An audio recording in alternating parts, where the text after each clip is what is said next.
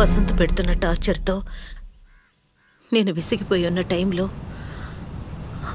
Wrong call మూలంగా నాకు ఒకతను పరిచయం అయ్యాడు.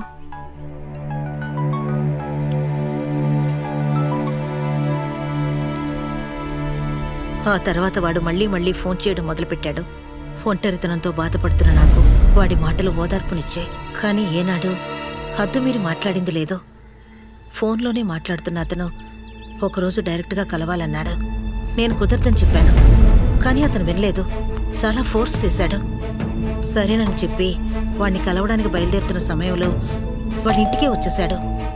అప్పుడే వాడి నిజస్వరూపం తెలియడం మొదలైంది. స్ప్రే లాంటిదేదో కొట్టి స్పృహ తప్పించి అసభ్యకర వీడియోలు తీసి నన్ను బ్లాక్మెయిల్ చేయడం మొదలుపెట్టాడు.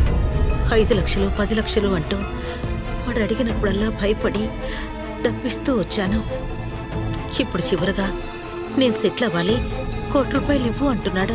నేనెంత పెద్ద తప్పు చేశానో అప్పుడే నాకు అర్థమైంది. ఆల్రెడీ వసంత్కి నేనంటే పడదు.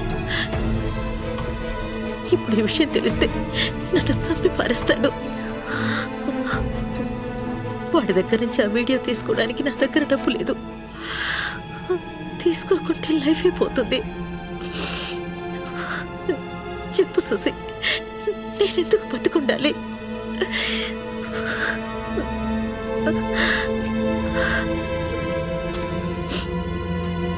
ఎవరు వాడు?